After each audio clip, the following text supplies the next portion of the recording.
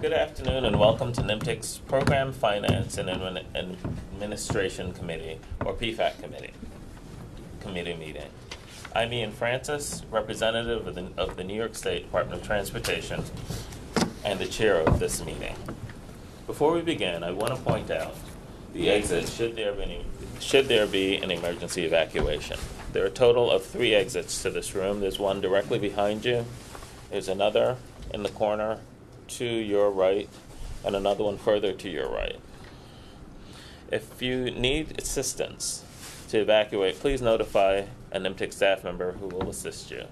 I'll ask that the NYMTC staff please raise their hands. Thank you.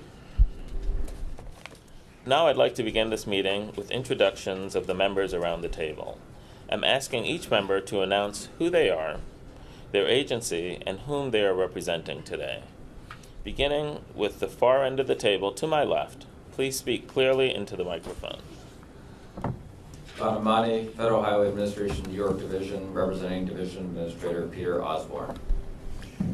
Bob Brickman, Nassau County, representing Nassau County Executive Ed Mangano. Chris Chatterton, Suffolk County, representing County Executive Steve Ballone. Thank you. Jack Schmidt, New York City Department of City Planning, representing City Planning Commissioner Marissa Lago.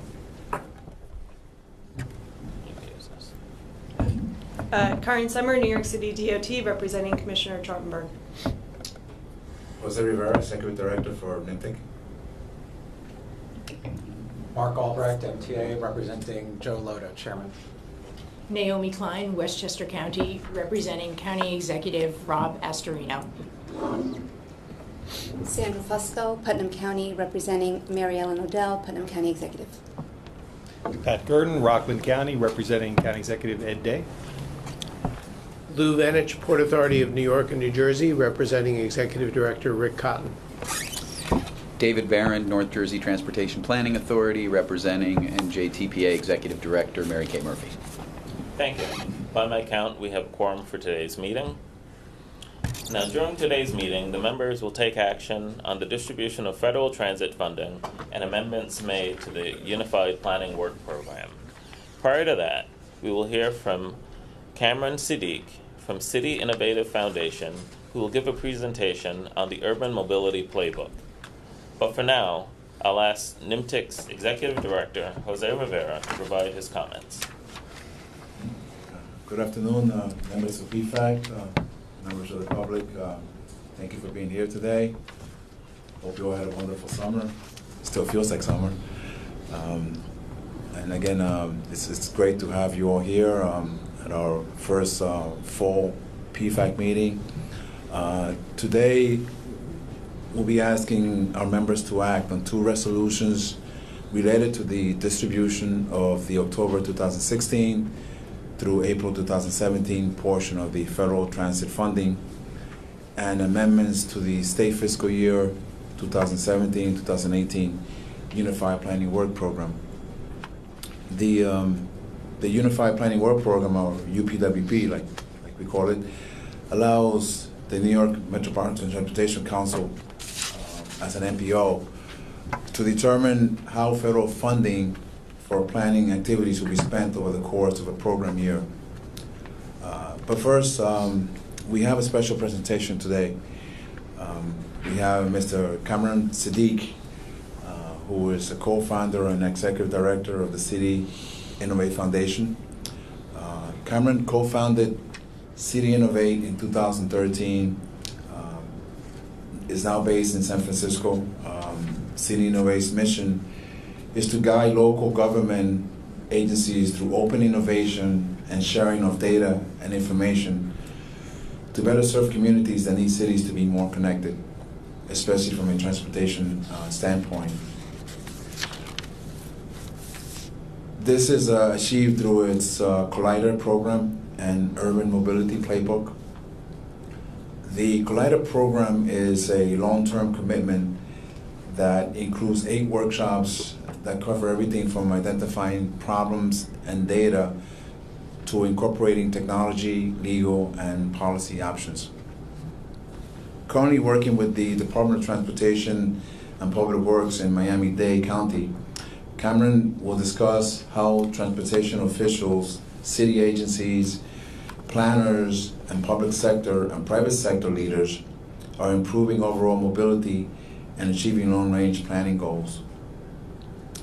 The Urban Mobility Collider is a shared effort by the Miami-Dade County Department of Transportation and Public Works and industry partners like Microsoft, Cubic Transportation Systems, Lyft, and MasterCard, just to name a few.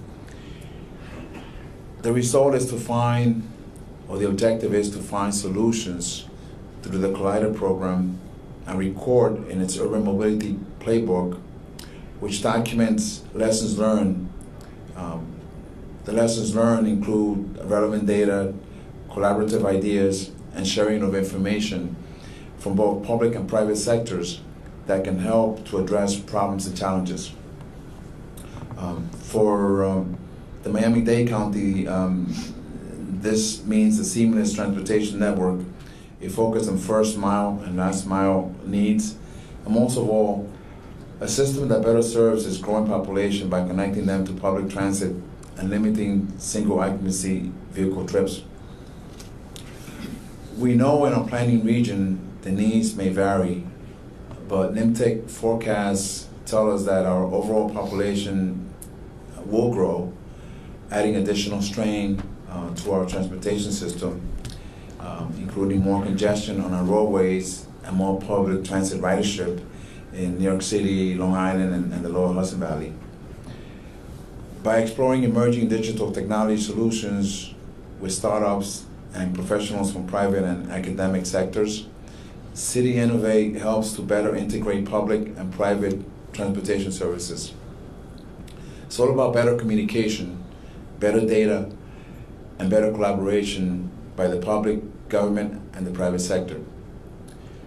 Prior to establishing City Innovate, Kamran's professional experience was in financial engineering around new technology ventures, especially smart city initiatives across the globe. So without further ado, let's welcome Kamran Saddique to the podium.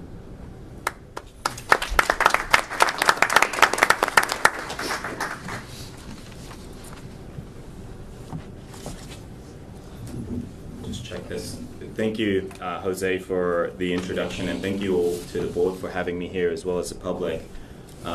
It's never an easy flight to take on a red eye and then come here and present and leave in about 4 hours, but thank you for having me.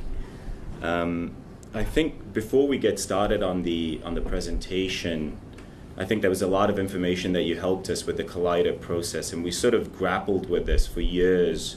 And one thing that's actually lightning was the mayor's office here in New York yesterday announced how they are going to use design thinking in really solving a lot of urban problems that they face. So I know there's a workshop coming up here next week.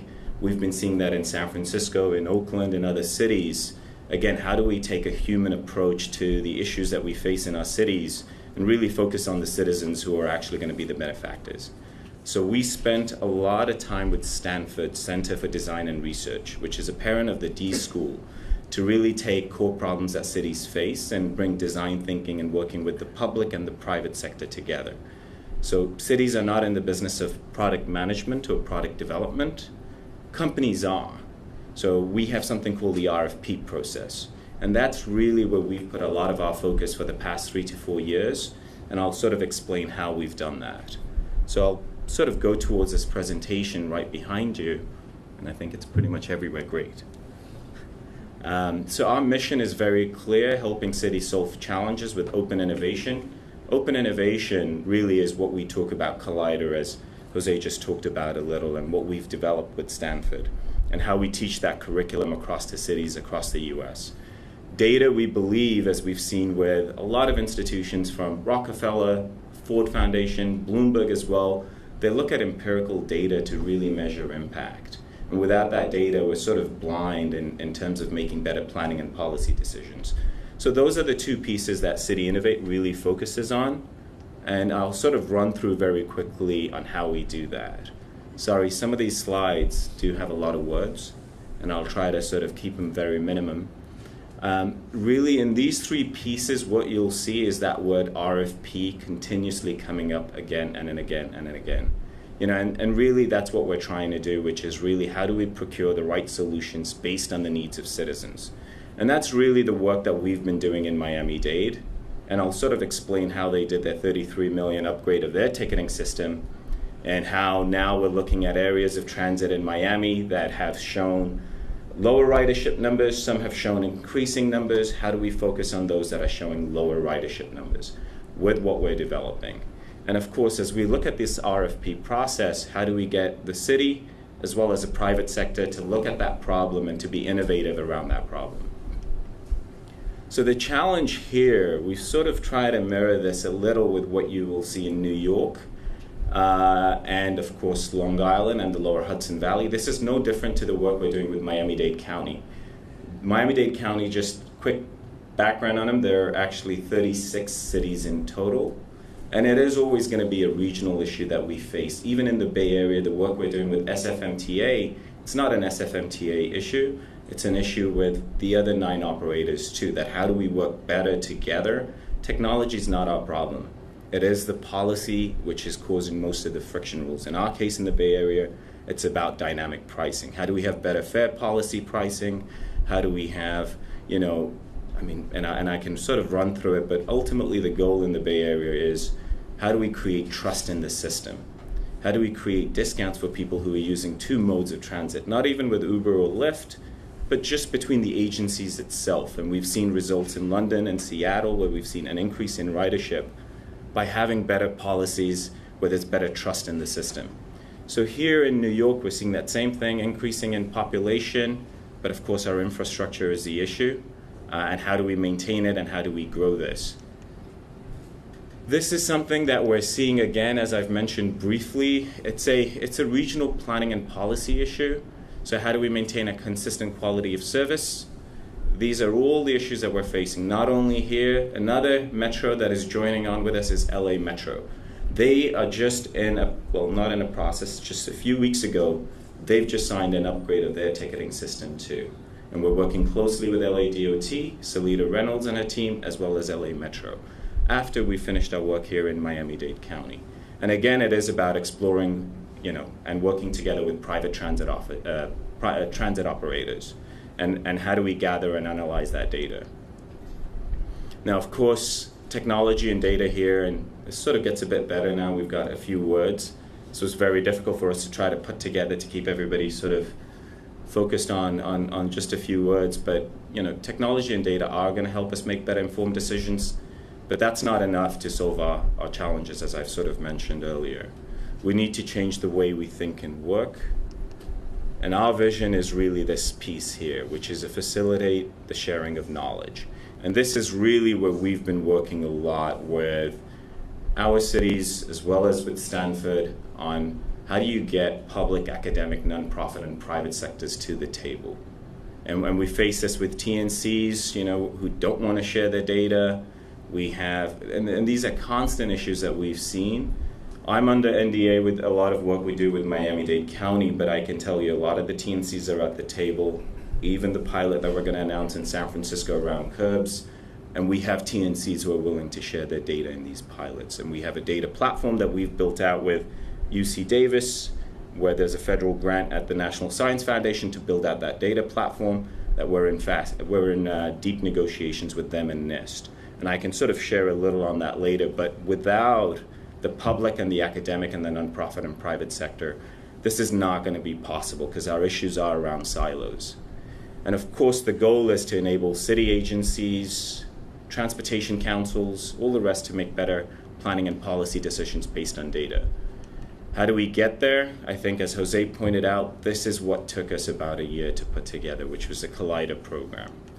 And I think there's, in your packets, what you will find is examples of the Collider program broken down, those 8 workshops that take us 6 months, 3 weeks apart, with at least 15 stakeholders, whether it's Cubic, who's the sort of big player in the transit system who's been sitting at the table, whether it's Microsoft or MasterCard, three players who actually helped upgrade Transportation for London system, helped reduce their costs by 15%. So there's numbers now that are out there, increase their ridership, and of course now they're on that space where they're looking at data federation and a data brokerage system.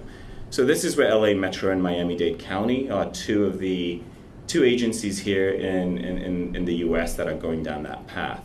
And if you look at the process that we have here on the left-hand side, we understand that we're not, there is no new holistic product coming in. You have to work with existing legacy systems. So that's one piece that we ensure that we work with, that, someone losing A, their job, or B, being replaced, that's something that needs to be addressed here. And that's what we do. And the challenge we find on the left side, around the data space specifically, is that these data, it's locked in boxes and in silos, and it's difficult to pull it out, whether in Excel sheet formats, and then how do you sort of pull it out and get it to the interface that city agencies can use. Where we spend a lot of our time personally is in that middle box. And I think this is really where we see a lot of friction. Now, if you're Google or if you're Facebook, it's very simple, and we've spent a lot of time with Stanford on this. You create your problem on the left side. In the middle, you engineer, and on the right, you have your solution. It's not how cities work. We're constantly reframing our problem. If it was that simple in San Francisco, we'd resolve our homeless issue. There is no single bullet. You have to constantly reframe, re-engineer, and you get to a solution. And that solution is not called a solution, it's called iterate. We will constantly change, we will constantly reframe our problem. And that's probably the latest research that's coming out of Stanford over the past 6 months with the work that they've been doing with cities, is that we can't think like the private sector. We don't have a problem and we're not going to resolve it. We're going to constantly reframe and iterate. And that's the real magic that happens in the middle. Now, why I'm here today is on the right, which is how do we identify best practices?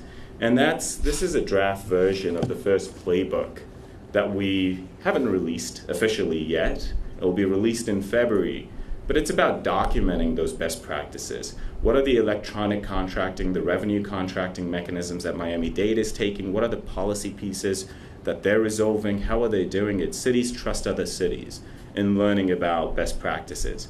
And that's really the hardest piece for us, is to document this and then to share that with cities. Right now, I think we have roughly 20 cities in a waiting line to sort of figure out how do we onboard these cities next year from March onwards. How do we teach them what we've learned in Miami-Dade County, what we're learning in LA Metro, what we're doing in Seattle, etc.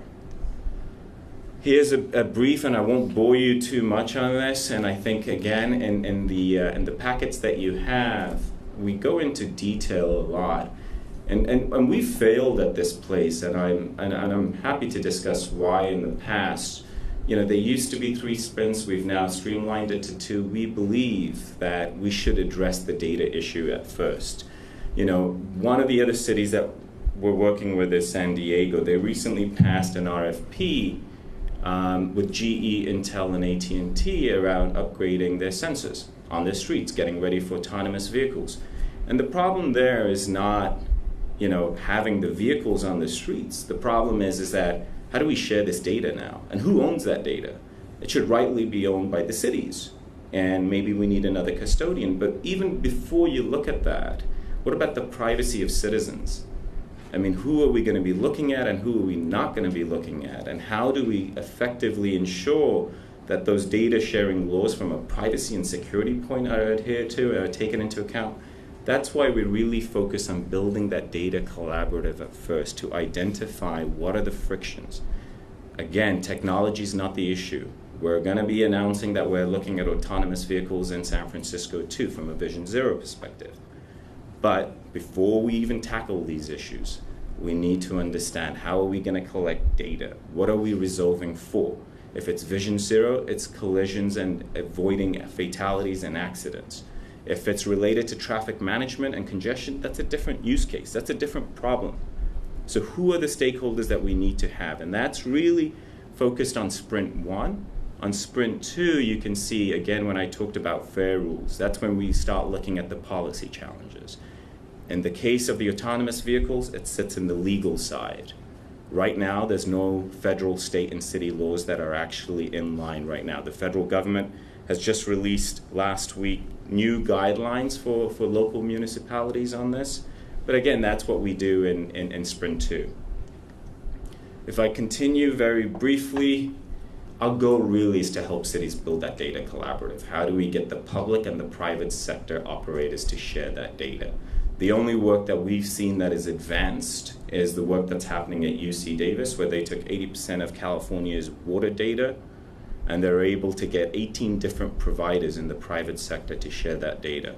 And I can sort of briefly talk about the actionable insights into that, and that's what we're seeing that the federal government is looking to build out to cities across the US. Our goal really building the data collaborative is to get to that pilot project, that if we are doing something, we need impact. We need to see that if ridership was low, in Miami's case, it's Miami-Dade South, they have a transit stop. They need to increase their ridership, and they need to understand, can the TNCs help them do that? Can extra bikes help them to do that? Real estate is a big issue. Where should they be putting these new bike stations? Why should they be putting them there? They need access to that data. That particular pilot is there to actually then show impact, that we can go back to the stakeholders to say that the work that we're doing is actually in fact showing impact. And if not, how do we go back to the drawing board and reiterate? And then of course we have our innovation playbook. So impact and best practice is really the work that we've been doing. Here is just a little on Miami-Dade County, very briefly. You can see on the left, that's the challenge they face. They have an increasing population that we're constantly hearing in cities and metropolitans. They have increasing road congestion, decreasing ridership, and of course, how do you maintain the service quality?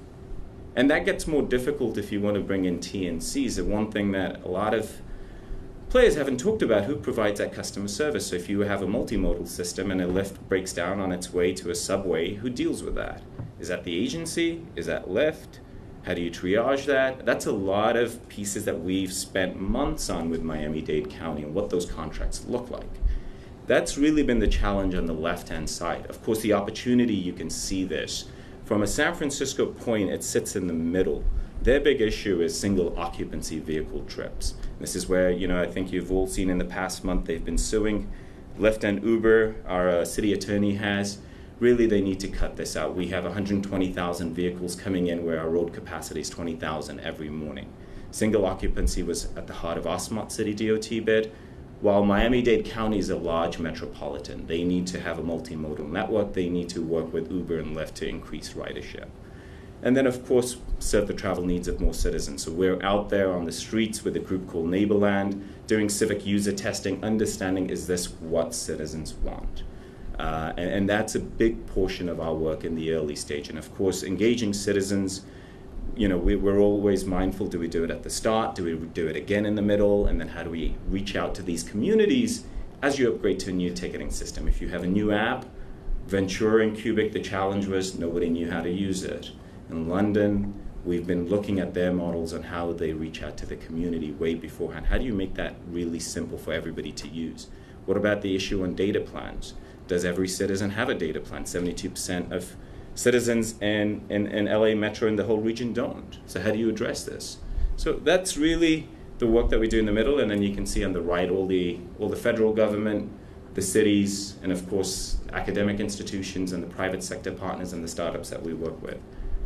And here's some of the outcomes that we're looking at, and very quickly, really it is about communication. I think, as Jose mentioned earlier, between DTPW and the procurement partners. I mean, it really is about how do we work hand in hand together to develop a better solution.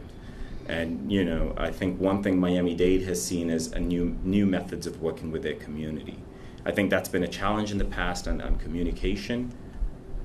And really that was the case study. The last few slides is really around the data space. We do live in a complex world.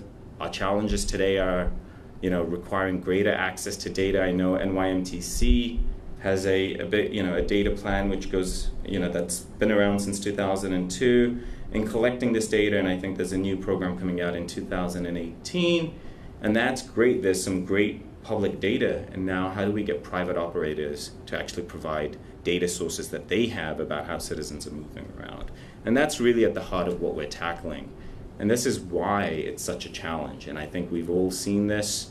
In Miami-Dade's case, LA's case, they're really moving towards, and San Francisco, how do we monetize data for a public agency to increase revenue? We think it's at least 3 to 4 years away, but this is a big piece of their problem right now that they're asking us to address. We're starting to see, London has actually piloted a program around selling their data now, and I think in the US, city agencies are getting a little tired of having data that's owned by them resold back to them. So that's, and this is just the last slide, this is just the water energy and efficiency project again.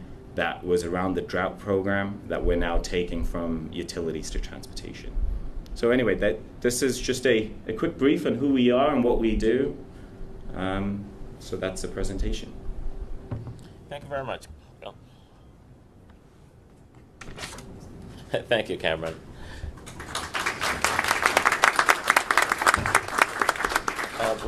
Before we proceed, I'll ask, do any of the members have questions for Kamran?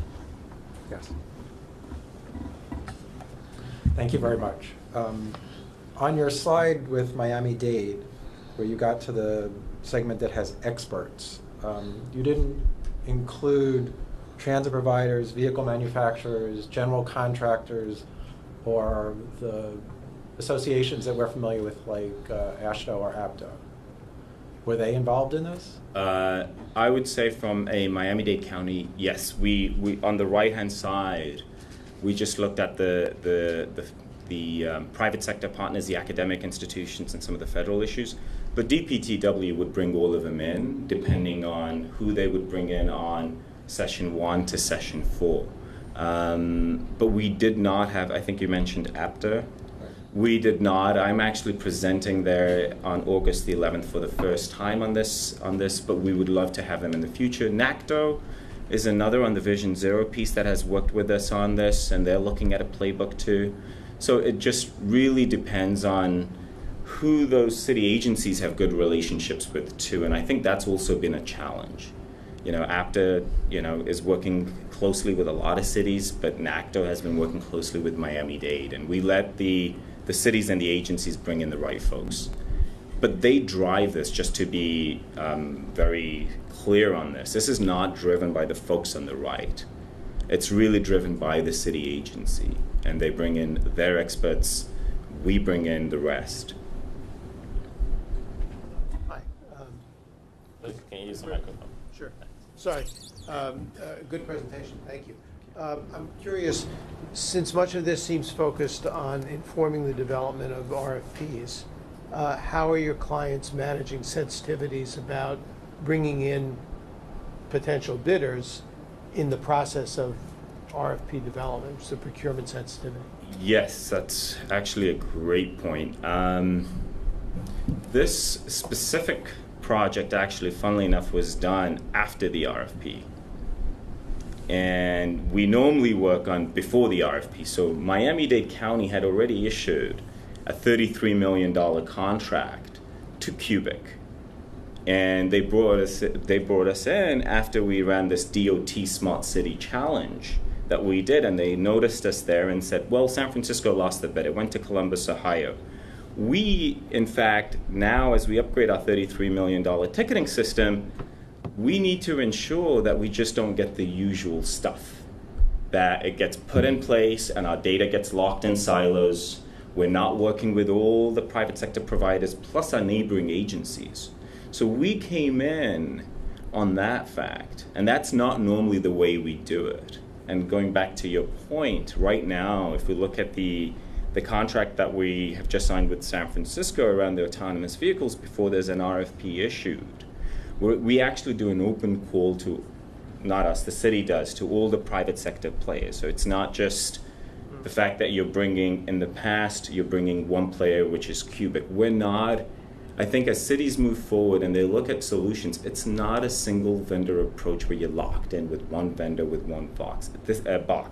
This is a multi-vendor approach. So from an autonomous vehicle point, just a quick example, there's Ford, there's Intel, there's GM, they're all at the table. And what we make very clear is that the playbook that we put together is with everybody, not just with one player. And I think this is where we've been able to clearly work with all these providers without having any issues around the RFP process. I think the problem would be if you had Cubic and not Xerox. That could lead to issues such as this. Do any other members have questions? Are there any questions from the audience? No. Thank you very much, Kamran. Thank you. It was a very informative presentation. Thank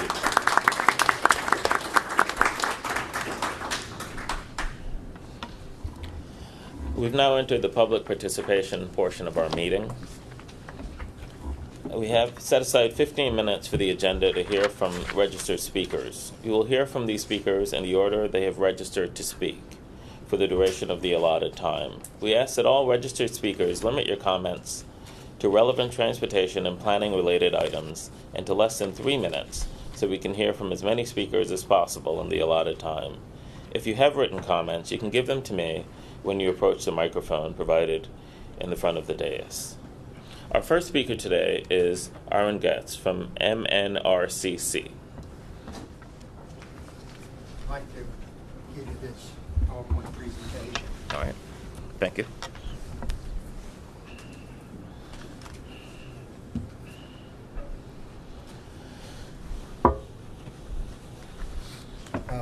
Good afternoon, ladies and gentlemen.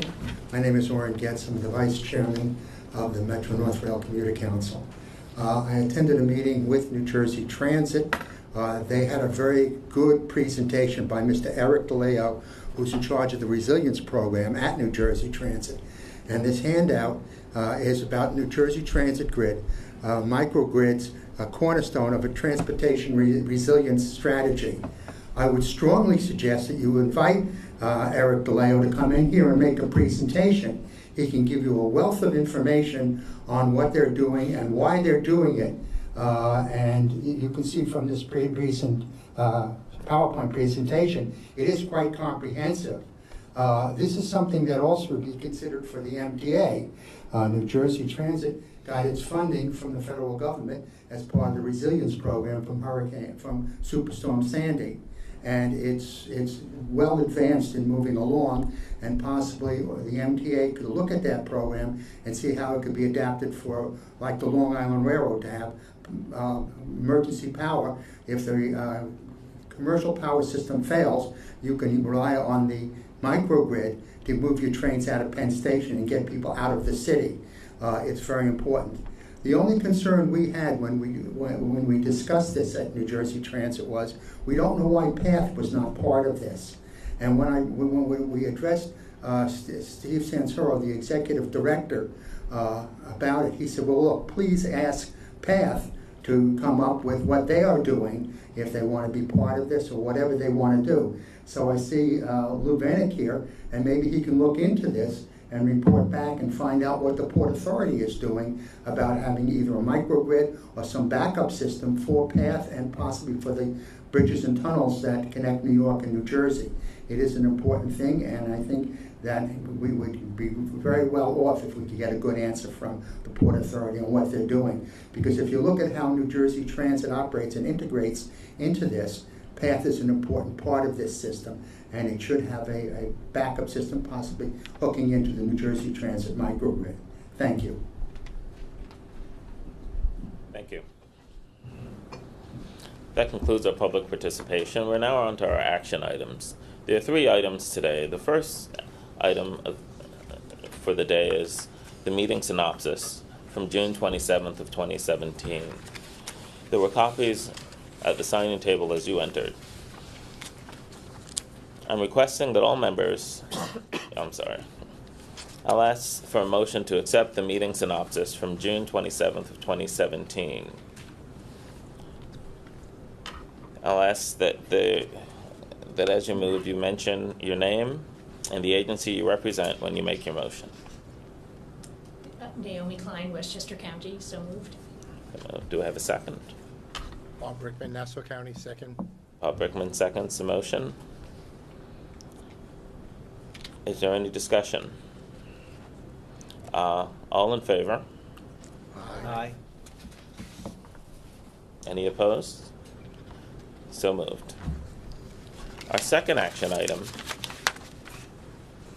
is the adoption of resolution number 452, distribution of the October 2016 through April 2017 portion of the federal fiscal year 2017 federal transit funding. This will be presented and introduced by Jerry Bogas. So federal transit funding is allocated to urbanized areas throughout the country. NYMTC's planning area has a large portion of an urbanized area that's shared with northern New Jersey, as well as small portions of urbanized areas that are shared with the state of Connecticut. So those states first come to an agreement on the division of funding based on the federal allocation, and then NYMTC's members decide on the distribution of that funding to the designated recipients of federal transit money within our planning area. Resolution 452 presents the agreed upon distribution, and I call your attention to attachment 1 for some of the details on that. For the period of October 2016 through April 2017, the reason for that period is the way the federal transit money has been appropriated. That's what's available right now. Hopefully by the November PFAC meeting we will have agreement on the balance of federal fiscal year 2017 and be able to take an action on at that time. So the resolution does cover for that period sections 5307 and 5340, section 5337 and section 5339. This has been worked out in an agreement among the designated recipients through a working group of NYMTC, and we're hopeful that the members today can adopt this so that the funding can flow to the designated recipients. Thank you, Jeremy. I currently seek a motion to adopt resolution number 452, distribution of the October 2016 through April 2017 portion of the federal fiscal year 2017 federal transit funding. So move. Jack Schmidt, New York City Planning. Jack Schmidt, City Planning moves it. Do I have a second? Second, Pat Gurdon, Rockland County. Pat Gurdon, Rockland County seconds. Is there any discussion? All in favor? Aye. Any opposed? Motion is so moved. Thank you. A final action item is resolution number 453, amendments to the state fiscal year 2017 to 2018 Unified Planning Work Program. This will be introduced by Setu Allen. Hi, good afternoon. So resolution number 453, amendments to the state fiscal year 2017-18 UPWP. NYMTC staff is requesting a couple actions. One is to add funds related to our public outreach efforts. The other is to clarify the deliverables for our core project data management to include the collection and dissemination of information and reports related to the regional transportation system. And finally, we're adding a task, requesting to add a task to the SED forecast project related to preparations for the 2020 decennial census, especially the LUCA program, the local update of census addresses. That task can also be added to the members' pins at your request. The MTA is requesting to add funding for staff training. The New York City Department of Transportation is adding additional funds for an ongoing study. And Westchester County is reallocating funds within and between some of their discretionary studies. They're also revising some of the project deliverables. And finally, they're revising the Safe Routes Transit for the Beeline System project to a new project, the Strategic Transit Route Performance Study. NYMTC staff have reviewed these actions and found them to be consistent with the plan. NYMTC staff requests that you adopt this resolution, and no new funding is required for any of these actions. Thank you, Setu. Thank you. I ask for a motion to adopt resolution number 453, amendments to the state fiscal year 2017 to 2018 Unified Planning Work Program. Sandra Fusco, Putnam County, so moved. Sandra Fusco, Putnam County moves. Thank you. Do you have a second?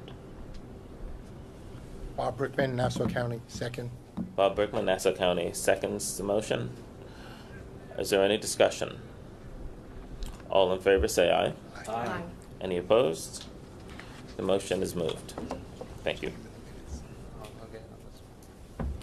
The next PFAC meeting will be on November 16th, 2017 at this office at 25 Beaver Street in Lower Manhattan. So I'll confirm that. Do I have a motion to adjourn this meeting? Chris Chatterton, Suffolk County, motion. Motion by Chris Chatterton, Suffolk County. Second, Jack Schmidt, City Planning. Second, Jack Schmidt. All in favor say aye. Aye. Any opposed? This meeting is adjourned. Thank you.